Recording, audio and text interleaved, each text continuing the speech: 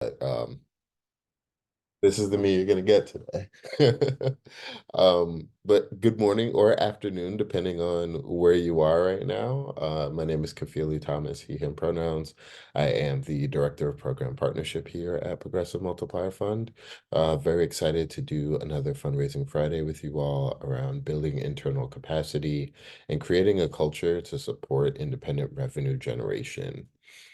Um, in addition to me, I have some incredible, amazing teammates on the Progressive Multiplier team who are all here listed. We may have some folks join us in this session or in subsequent ones as well.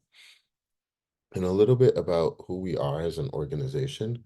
So, Progressive Multiplier helps organizations build a progressive movement of, by, and for everyday people. And the way that we do this is through organizing and leveraging funding to create on-ramps for progressive organizations to start, strengthen, or scale individual giving and earn revenue programs through an online community of practice, of which you all are a part of, and our grant making and support program.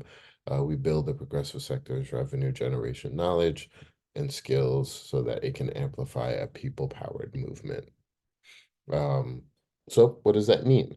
That means that we support organizations like you all in a multitude of ways. We have trainings as you all are here for. We do strategic assistance, which you all can actually have access to. We'll talk about that in a little bit, but we also provide grants as well across these three focus areas. And our goal is to grow the revenue generation capacity of groups that spend most of their resources doing work that adds up to systemic change.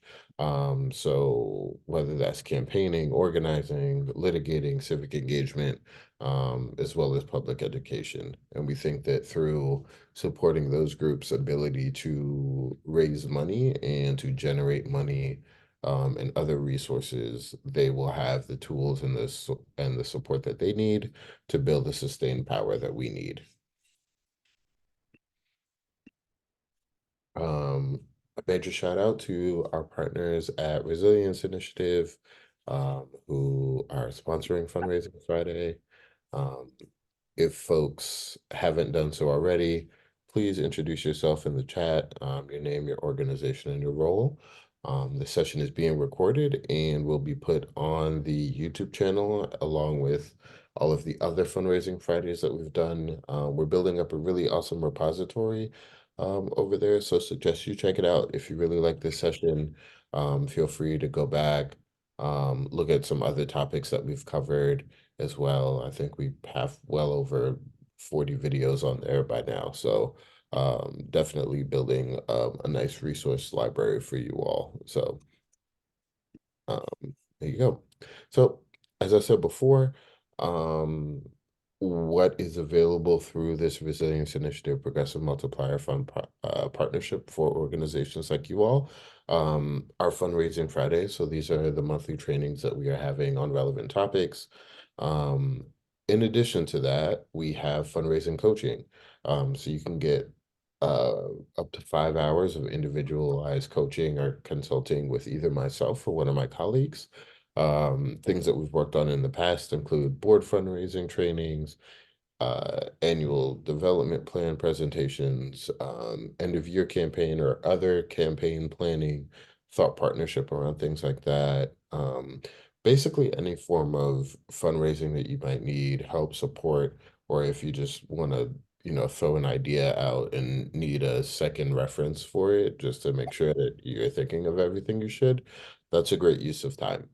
So if you have a desire for that, I can put the direct link in the chat once the training is over, but you can either reach out to Michelle Mengel at michelle@resilience-initiative.org, or you can email myself, Kafili, Kafele, at progressivemultiplier.fund, and we'll get you all set up. And as I said before, please feel free to go back and check out the past sessions. There's a lot of really great knowledge on there that I think can really help out fundraising professionals like yourself. So let's break down what we're talking about today. So in total, we're going to look at basically two parts, increasing your organizational capacity. So we'll go over like what capacity actually is, and how do you find where exactly you're lacking, um, and how do you find help to fill some of those voids and gaps that you may have. And then after that, we will talk about how do we create a culture of fundraising, both at the staff level and at the board level, for organizations. Great. So when it comes to capacity, a lot of people use that word pretty broadly when describing needs for an organization. So, for instance, if you are seeking, say, a capacity building grant, there may be a wide range of things that you can do with that grant or things that you might want to pursue, right? But what we really want to do to be able to figure out what it is that we are trying to solve, like what it is we're trying to solve for, we first have to really diagnose the problem. So, when we talk about capacity, we need to think about it through one of these four prisms, because these are kind of a breakdown of what exactly the gap is that's missing. So the first one is people. So human capacity means you just simply do not have enough hours in your day or in your team's day to get the thing that you want to do done. So you have everything else you need, you just need more people. And so that is a pretty straightforward solve and relatively understandable, and easy to explain to folks. And then there are assets. So assets are tools and things that you can use to get a task done. So um, if that is, for instance, for me, doing trainings, having a template of a training deck built already so that I don't have to create every training deck from scratch. That's an asset that improves my capacity because I don't have to restart everything from scratch. So I'm able to work faster and more efficiently, right? um, Technology. That can be a digital tool or service that can increase your capacity through automation, mass outreach, segmentation, things of that nature. So traditionally, if you were doing fundraising through a mail campaign, right, you would have to write every letter, print every letter, mail every letter out with the cards attached to it and wait. Um, Now with technology, as we all know, email campaigns are a bread and butter part of fundraising, but that wasn't always the case, right? So that's a capacity that grew for organizations to be able to reach people. And then now we're seeing beyond email, further digital tools, whether you talk about social media fundraising, GoFundMe's, rapid response, those type of technologies to help further an organization or a team's goals is around fundraising. They can also be things such as like a CRM. So, if you don't have the most robust data set or have the ability to really manipulate your data in any way, having better technology will give you the capacity and the tools you need to be able to do what you want to do. And then the last one is probably the most amorphous one, but one of the ones that under the surface, a lot of capacity needs really are is process. So oftentimes when we are working in small teams or in low capacity shops, uh, all of the work is the responsibility of one or maybe a couple different people. And they each have their own method and way of doing that. But even if they're successful, as the organization scales, it's very hard for that team to scale its work and effort because the processes that that individual person does the work through aren't standardized because they didn't have to be in the past. So you'll see this a lot in growing organizations. So starts to as a team starts to grow, Sometimes there are information gaps. Leadership might have a lot more information than the people doing the actual task will. So there's pauses in the process or log jams, things like that. So that's also a capacity issue as well. Also, capacity for C3 and C4 organizations might look a little bit different because of the different resourcing that exists around organizations. C4 orgs that have dues paying members have a different asset and thing to lean on when it comes to increasing capacity because they have a lot of human capacity that exists that they can tap into. So, um, when we want to figure out how do we, if we recognize that something's not working and we want to figure out how do we develop new capacity to it, to be able to accomplish what we want to, what we really want to do is to analyze and figure out where those gaps are and properly identify them. So normally this is the easiest tool to be able to do that. Sure, some of you are familiar with this concept of a SWOT analysis. So basically, a SWOT analysis is measuring the strengths, weaknesses, opportunities, and threats that exist towards any particular program, process, or goal that you or your organization might have. So we're going to measure all of these so we can get a bird's eye view of everything that's going on and be able to identify what is our course of action and how do we minimize the weaknesses and threats as well as uplift or further develop our strengths and opportunities.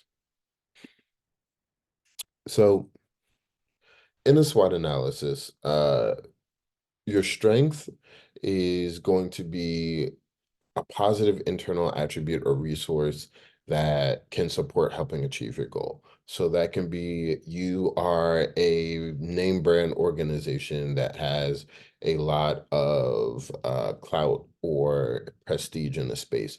You might have a really strong fundraising base. You could have really great donor loyalty or innovative programming that makes you unique, or could have just a really great team of people who know what they're doing, really strong leadership, anything like that would go into the strength category. Obviously, the antithesis of that would be the weaknesses. So those are like negative internal attributes that will make it harder for your organization to meet that goal. So that can be a lack of expertise if you're doing something new, limited resources if you are trying to grow a new program, maybe you have to fundraise the whole way for it. You don't have the requisite skill sets on staff yet. So you either need to train and build knowledge or hire from externally. Or as we talked about before, you have inefficient processes. So you're unable to move at scale because you haven't developed a way of standardizing your work.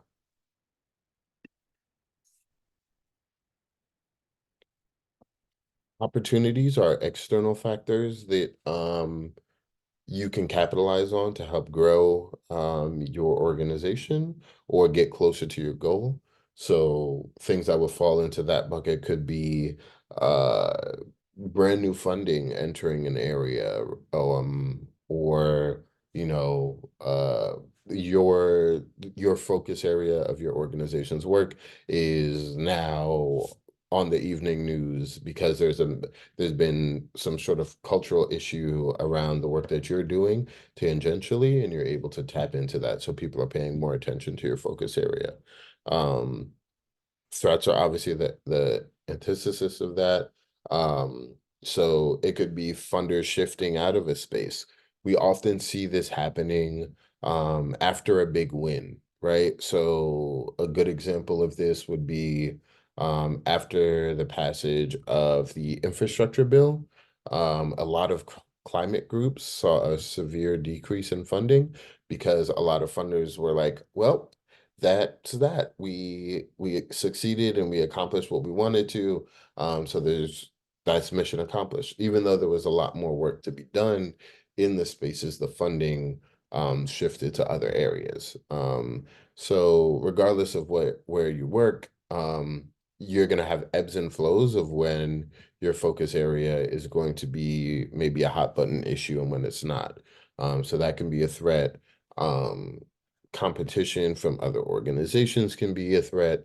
Anything external that's kind of outside of your control that you can see as like, oh, that might be a problem for us would fall in that category. Um, so what I think I'd like us to do is to take a little bit of time well, let me pause. Do folks have any questions about the SWOT analysis so far? I'd love to answer those, and if not, we can go into the activity.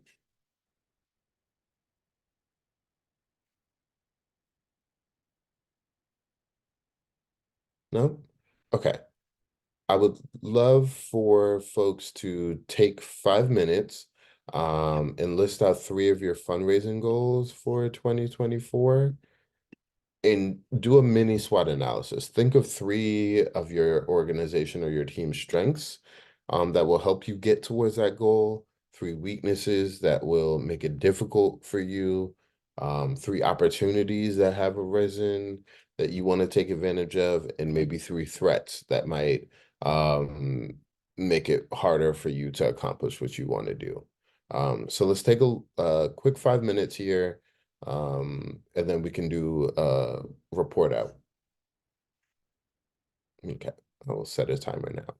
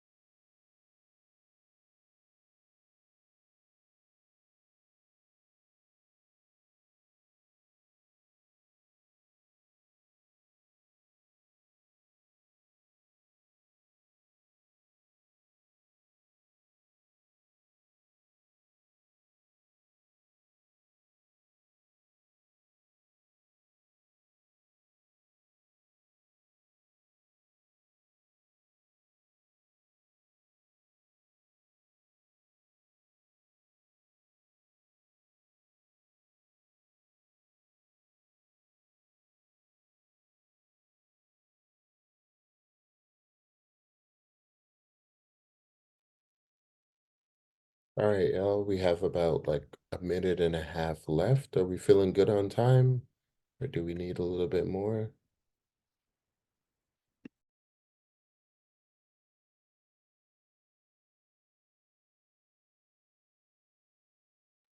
Okay, sounds good. Why don't we go to the 26 mark then?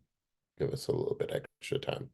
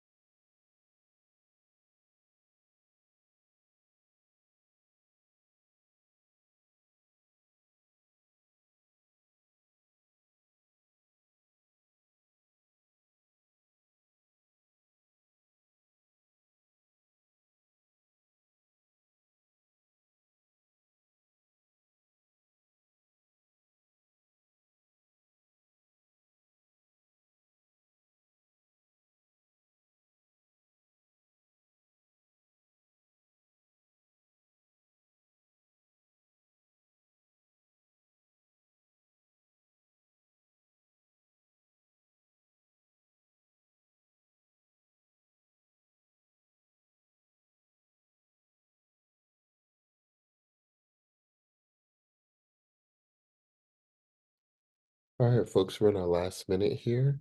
If people could just give me a thumbs up, either emoji or if you're on cam, just let me know that you're good to go, or reply in chat. Thank you, Felicia. Thanks, Alina. Joseph, thank you. Maggie, thanks. Talia, thanks. Okay, great. I think we have a critical mass here. And for folks finishing up, feel free to take your time with that. Hopefully this wasn't super scary or difficult for anyone, but helps get the juices flowing and thinking about your work from a bird's eye view, um, and what the hangups really are with being able to accomplish that. Um, would anyone like to share what their goals are and what their SWOT analysis was to that?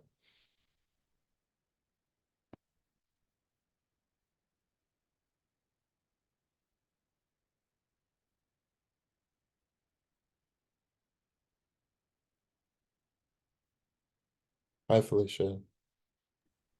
Hi, I'm willing to share. Great. Uh, I was able to get three things in each of these categories. So hopefully we can. Do you want me to read through all of them Yeah. or just focus on? Okay. So our major goals, probably not surprising. So I'm with the Museum of Natural History in Santa Cruz, California. And our major goals is to really focus on major donors. And so moving major donors up, growing our major donor pool in general. We have a really small major donor pool, and tapping into the donor advisor fund black box. I don't know where that fits and all that. So our strengths as an organization, we do have a lot of loyalty amongst our current major donor group. They've just been hanging out at their like $5,000 level for a long time. So they're solid. And we do have a growing sort of mid or lower level donor pool. So that's positive. We need to work on our move management. And we have a really strong membership program. So those are our strengths. Our weaknesses, our CRM, we do have a robust tool, but it's poorly organized based on kind of very inconsistent use throughout the organization's history. And our staff and board, those are two weaknesses, but board is under capacity or rather hesitant around development. And then our staff is very much under capacity. We're still hiring for a development manager position. We have some opportunities. We are actually also looking at going into a capital campaign soon. So we'll have a consultant on board who will also help us kind of clean up our operational fundraising. And we also have some exciting discoveries as a natural history museum, discoveries, exciting moments that help us to build kind of our communications and social media presence. And based on all of that, growing interest and engagement on our board. And then some threats that I see, as you mentioned, environmental and educational philanthropy is down, just in general as a trend. We also have a persistent perception that we have fiscal sponsorship from the city. We were formerly a city museum. We've been a nonprofit for like 10 years now. But a lot of folks still expect that we're getting support from the city, which we don't. And there's a lot of competition in the environmental education fields in our town. So just a lot, it's a noisy and crowded field. That's my Thank SWOT. you so much. Yeah, that great, perfect. So from what I'm hearing, um, going back to what we highlighted before, it looks like to me that you have your assets and your tech kind of in place, but the needs that your organization are facing are both human capacity, and also process. So for instance, they are actually in your situation tied really closely together. So the investments that you've made in assets and technology, you haven't had the skill set or the staff time to be able to like fully build those out. So what that means is you haven't really fleshed out a true process, right? So for instance, when you're uplifting, like we're getting a lot of attention because we have a lot of growing at the lower mid-tier donors. So it's not like the programming and people don't like us. It's that we haven't gotten the chance to really develop our moves management, right? Because you haven't had the people, and if you don't have the people, you can't really see through a process fully. So that's what this is supposed to like do, is to like really highlight, okay, so what are our trigger points as an organization? And so cool, now that we've highlighted that, what are we going to do about it? Like, so I think you all are already on that road. Like you said, you have a consultant, you're hiring for a development manager position. Um, and then the one thing that I would suggest in your situation is to think about creating a real life cycle for your donors. So like from the moment that someone ex either shows up at the museum, becomes a member, whatever the case is, what do you want them ultimately to do? In most cases, that's going to be, grow their giving and be lifelong givers to the museum. So what are the steps and things that you're going to take as an organization, beyond even just moves management, but just building a relationship with donors to be able to communicate with them and get them really invested in your org and your work? And how are you going to figure out ways of asking for more from long-term donors, right? And I think if you focus on that, it seems like you have pretty much all the other things you might need in place. You just have to use them better. Does that sound rightish? Yeah, that sounds right. Thanks. Okay, great. And thank you for modeling. So let's talk about different capacities and how they build strength. Felicia did a great job actually of highlighting some of these. Um, so there are a number of things that like we think about um, when it comes to supporting our organizations. But what do they really mean and how do we leverage them? So if your organization, for instance, has strong financial assets, that means you have the ability to really think deeply about sustainability and growth, program expansion, or leverage for more funding, physical assets. So Felicia, you're at a museum, that's a physical asset. You have infrastructure for service delivery, right? So if you wanted to expand and do some form of education program with like kids, right? You have the space to do that. You also have financial collateral that you can borrow against if your organization needed to. Human capital, we kind of went over already. Expertise and innovation, volunteer engagement, leadership, networking, intellectual or technological capacity. Those would be program models, researching, fee for service potential, different engagement and outreach, um, things that you need, or process. So for process, you're looking for trust and credibility, scalability, or standardization. So these perks, if you find yourself saying like, man, we have a branding issue, we need to develop trust, right? That would be more of a process issue. So like figuring out how to connect with people and how to change the image of the organization. Felicia, using your example, that might be better messaging, really highlighting the fact that you're an independent nonprofit, right? So that folks know that you really rely on them for donations. Um, so you can use this perks list to kind of refer back to what type of asset or capacity that you need to build. Some skill sets in the same way. If you are an organization that is looking for vision and direction, some type of operations, oversight of systems, that's at the leadership and management level. Budgeting, financial oversight, resource mobilization is fundraising and financial management.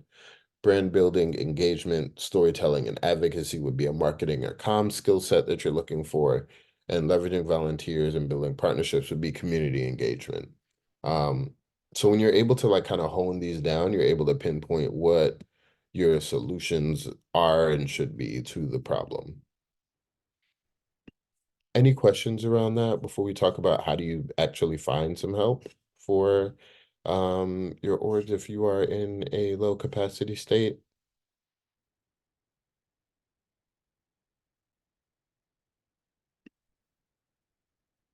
No? Okay.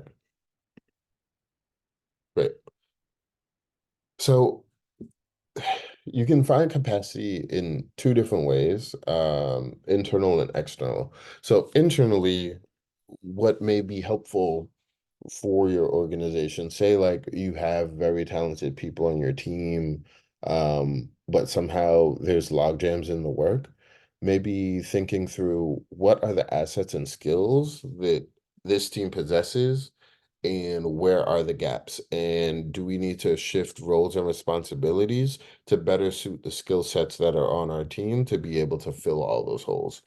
So for instance, if you have somebody who is like really skilled at data, but because they're more senior, they don't engage with the database at all, maybe it may make sense for the organization to have that person do some CRM work still, just because they'll be able to do it at a way more efficient pace than somebody who's just starting out and hasn't really dealt with a CRM before. So that's a different way of like just unlocking new potential that you already have on your team, by thinking of how do we resource allocate and do roles and responsibility redistribution.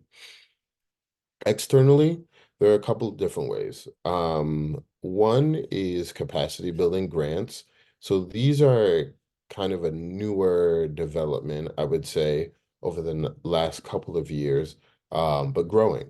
Um, so a lot of foundations, institutional funders are providing capacity building grants now.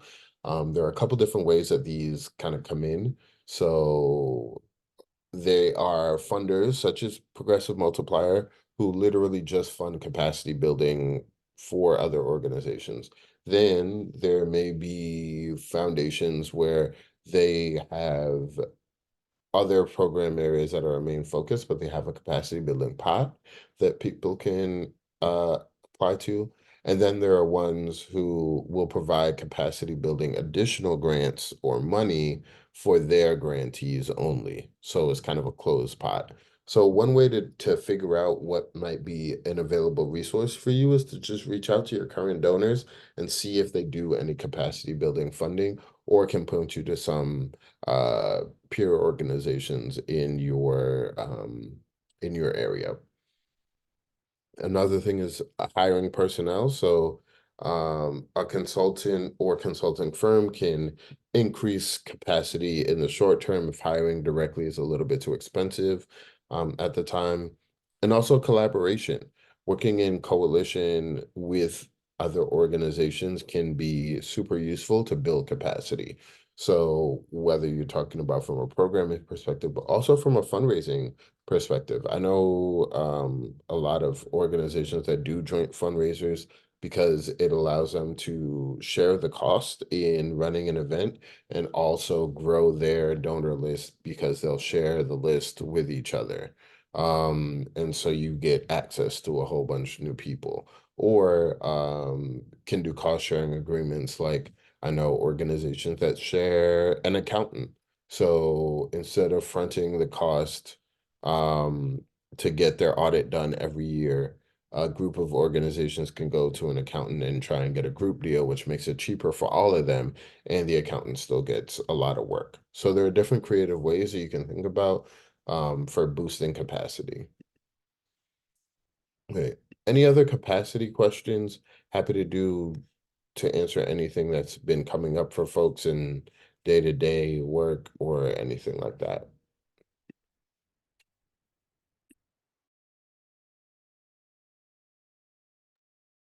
Yeah, I got a question. Any guidance on how cost sharing would work if you have a fiscal sponsor?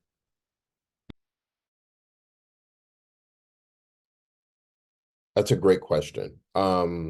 So the cost sharing agreement should work exactly the same as it would if you were your separate 501(c)(3) entity. You would just have to get clearance from your fiscal sponsor, and the fiscal sponsor would be the one kind of negotiating the terms of the cost sharing agreement with the other organization. Um, so a lot of strong fiscal sponsors will have paperwork and stuff like that available because they'll be, used to work that's done either in coalitions or subgranting, things of that nature. And if not, there's a bunch of like templates online that can give you a really solid head start if you just Google cost sharing agreements between nonprofits. But since they're the fiscal agent, they have to have like the actual sign off on it. Great. Anything else?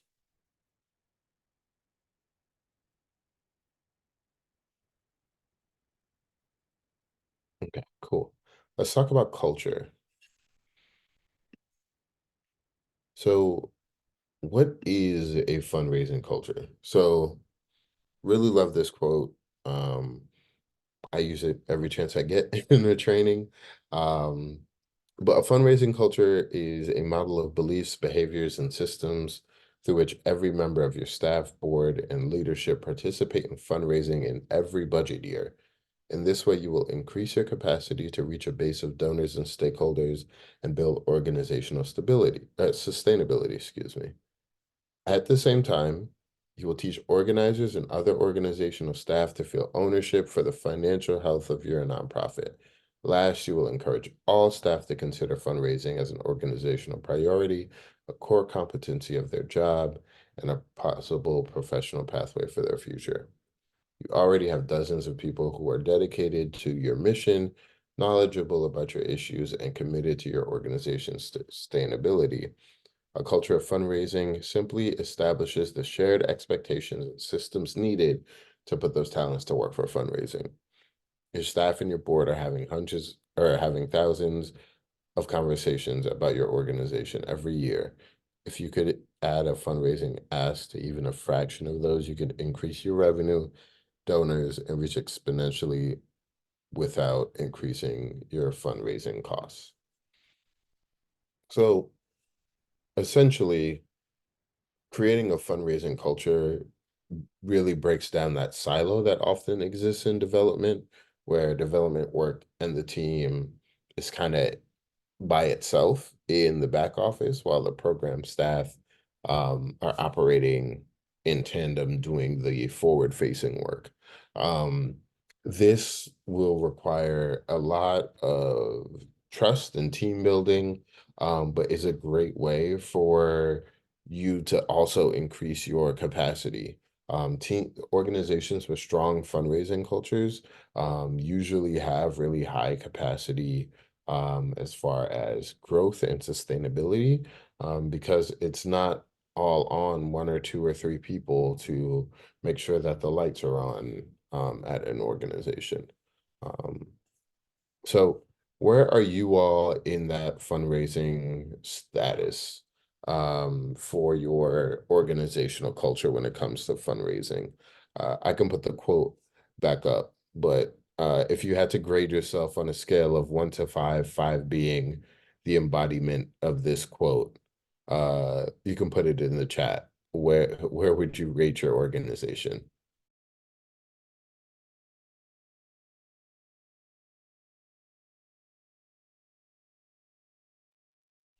Okay, we got a 2 from Sean. 3, 3, 2, 3, 3. Okay. Seems like people feel almost there, halfway there. Cool.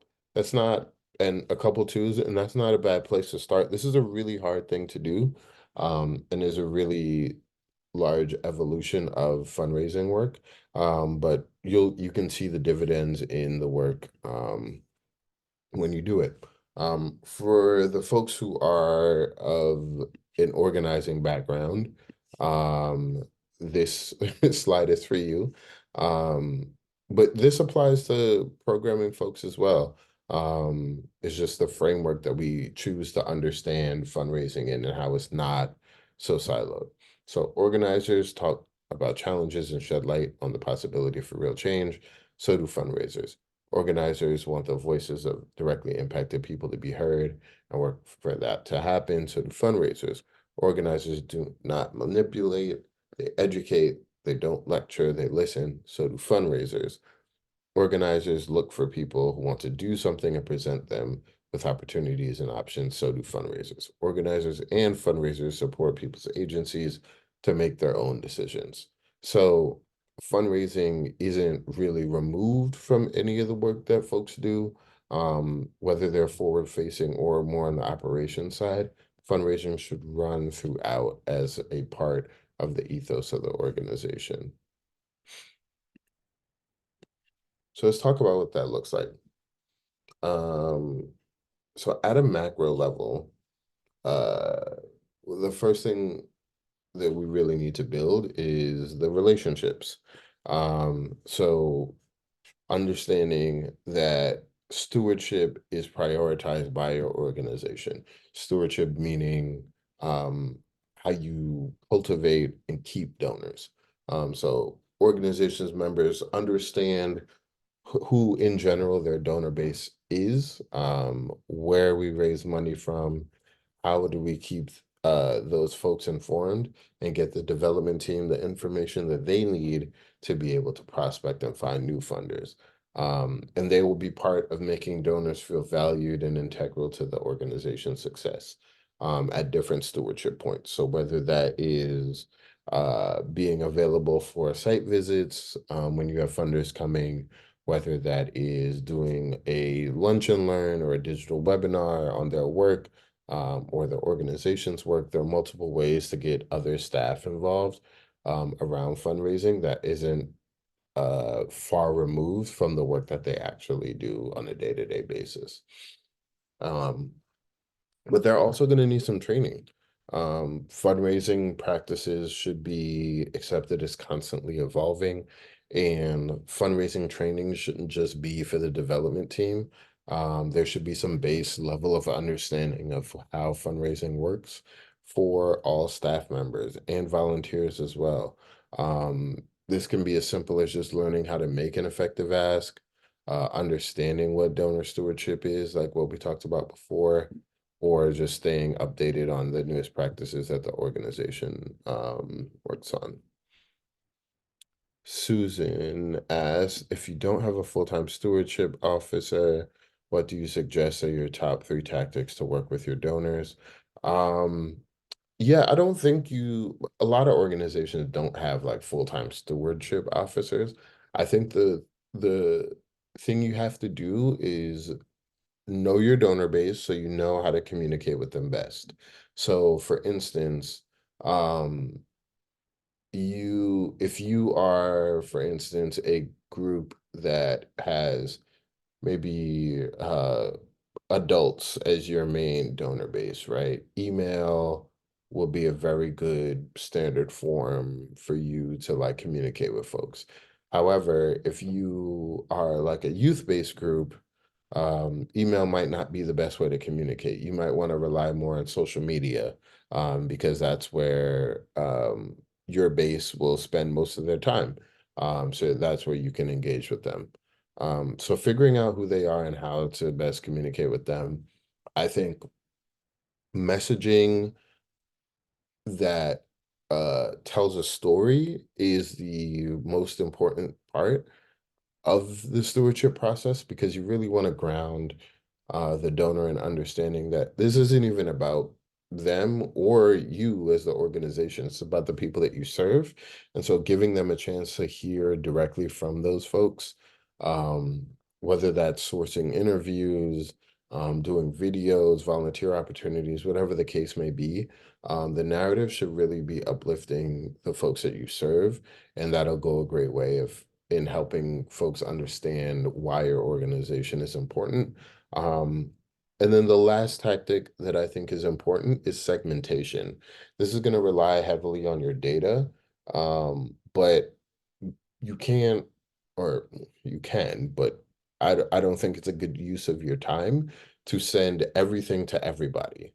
Um, if you segment your data based on different characteristics, it can be as simple as folks who engage with your organization more versus least.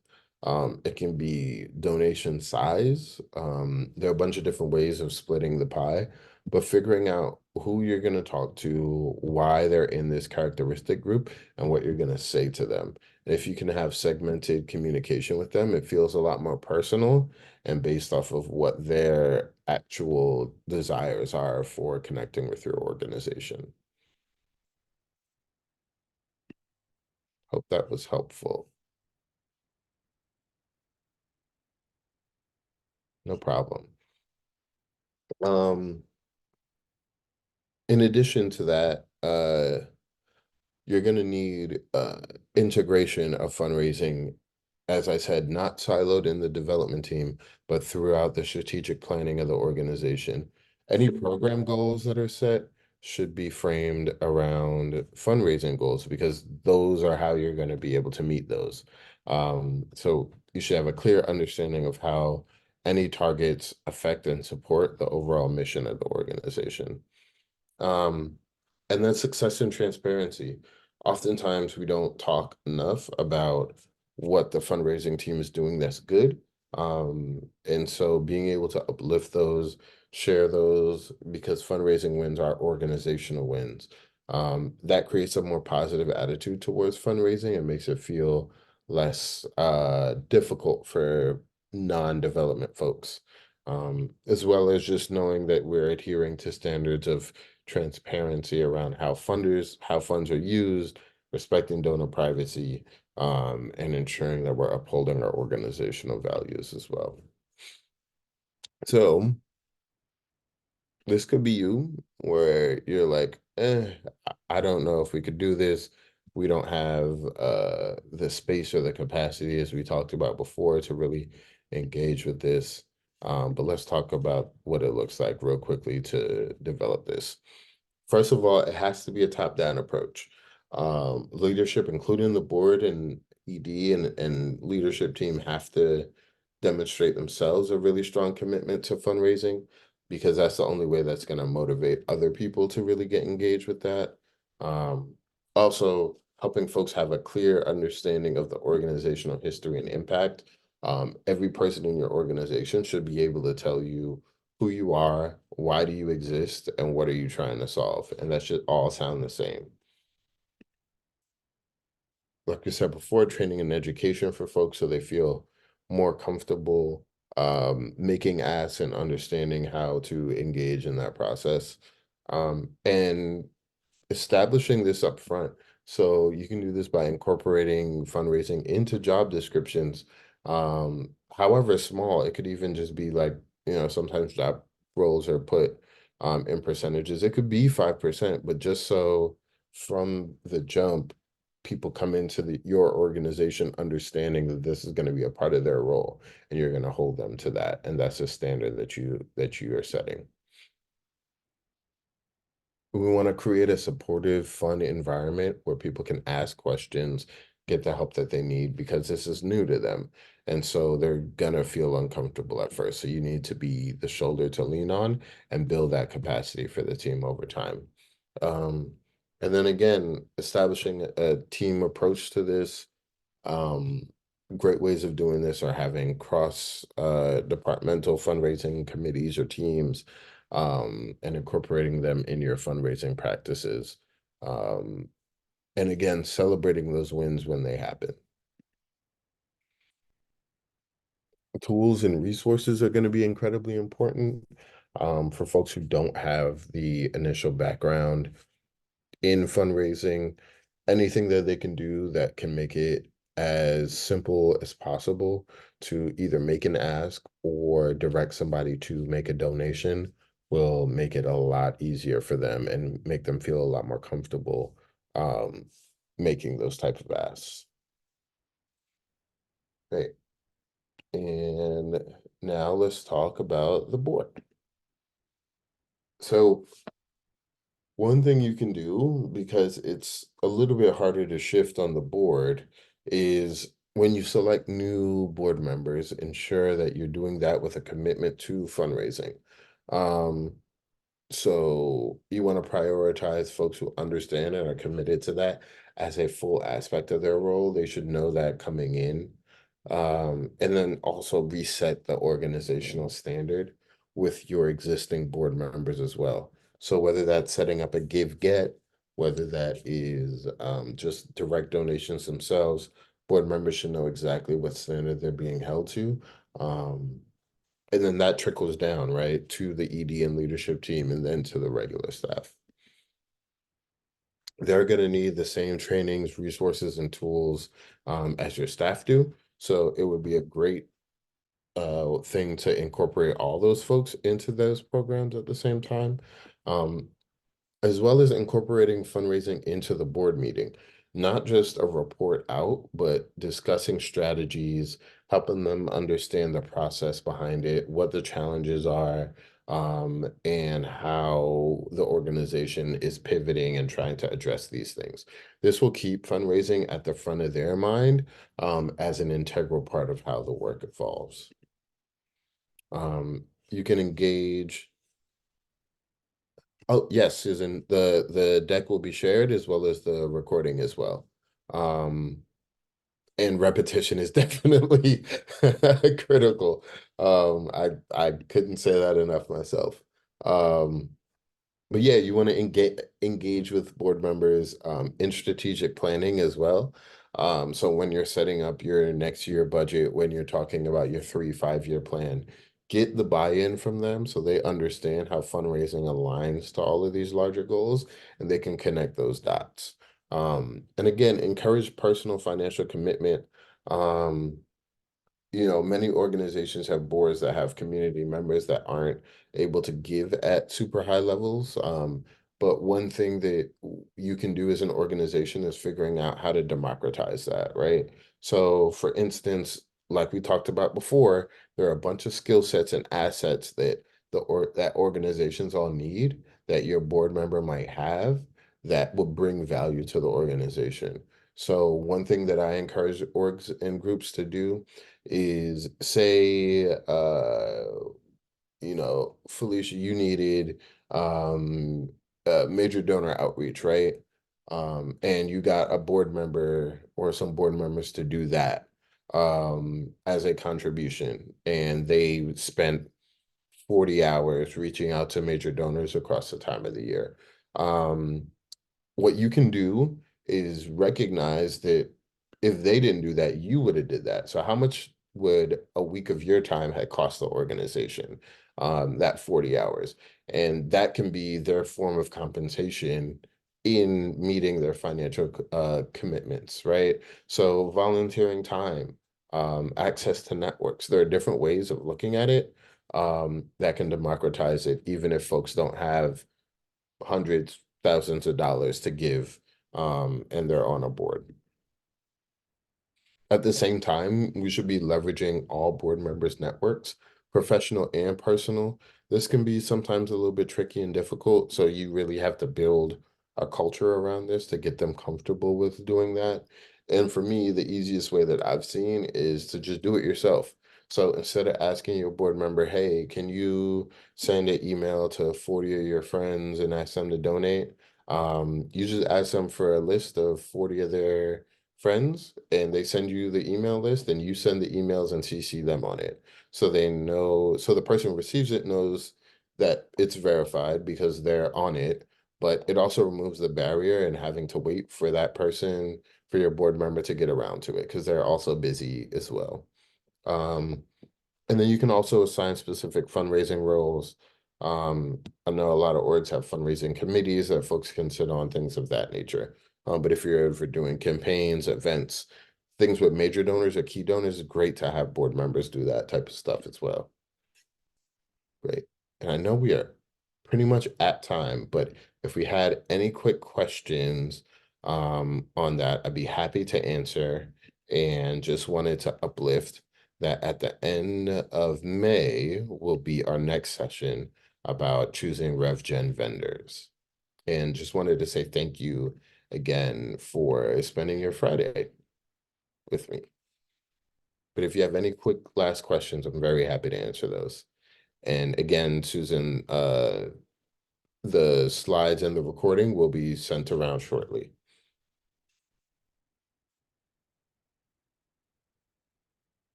Well, thank you all. All right. Well, if there are no other questions, enjoy your weekend. And it was a pleasure, and I hope you got something out of this training. And hope to see you in a couple weeks' time.